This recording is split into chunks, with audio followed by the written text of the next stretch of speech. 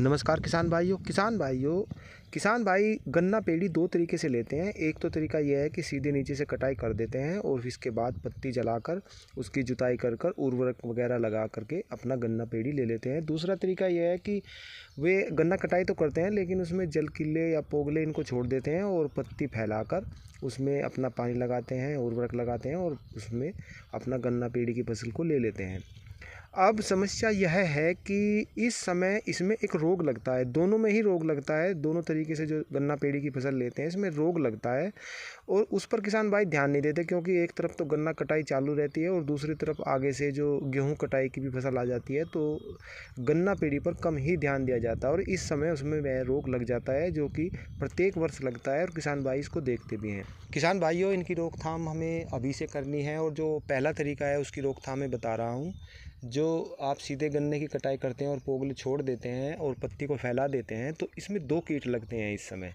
एक तो तना छेदक लगता है और दूसरा इसमें जो कमलिया होता है पत्ती के नीचे नीचे वो उसका जन्म हो जाता है और वो रात के समय खासकर पत्तियों को काटता है, तो वो पत्तियों को नुकसान पहुंचाता है और जो तना छेदक है वो पौधे के अंदर घुसकर पौधे को नुकसान पहुंचाता है। तो दो तरीके से हमारा गन्ना पेड़ी पर बुरा प्रभाव पड़ता है।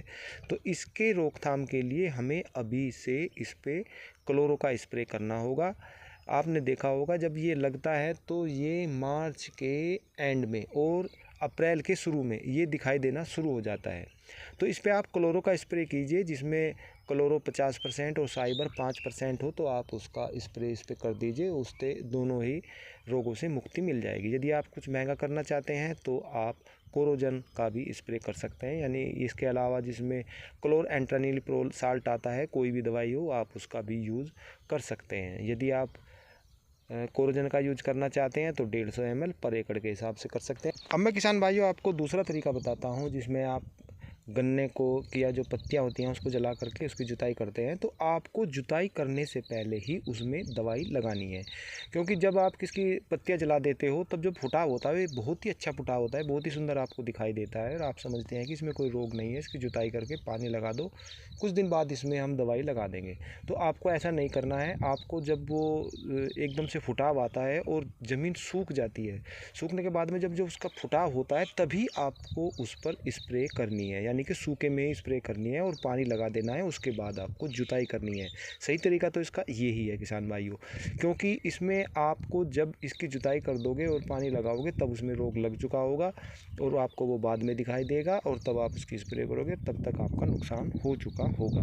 तो आपको करना ये है कि जब भी आप इसमें पहला पानी लगाएं उससे पहले ही इसमें आप कोराजन का इस्तेमाल करें, यानी कि जिस दवाई में क्लोरएंट्रानिलप्रोल वो साल्ट हो, तो वो कई नाम से आती है, कोस्को जो भी है, आप उसका इस्तेमाल करें और उसके बाद पानी लगाएं और उसके बाद उसकी जुताई करें। तो इसमें तना छेदक नहीं लगेगी। जो तना छेदक की जो सुंडी होती है, इसमें जो कीड़ा होता है वो इसमें नहीं लग पाएगा, क्योंकि इसमें समस्या जो होती है वो तना छेदक की ज़्यादा होती है।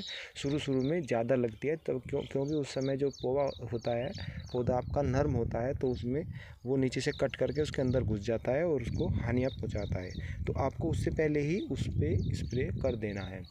तो किसान भाइयों, आप इस पर क्लोरो भी कर सकते हो, लेकिन उसका रिजल्ट कम समय के लिए है। यदि आप इस पर अभी से कोराजन कर देते हो तो फिर आपको लंबे समय तक इस पर कुछ करने की ज़रूरत नहीं है। इसके बाद आप इसमें खाद लगाइए, पानी लगाइए और जुताई कीजिए और आपकी गन्ना पेड़ी ज़बरदस्त तैयार हो जाती है, यानी कि बीमारी से छुटकारा मिल जाता है। उसमें जो आपको उर्वरक डालने हैं वे मैं आपको आने वाली अगली वीडियो में बताऊँगा।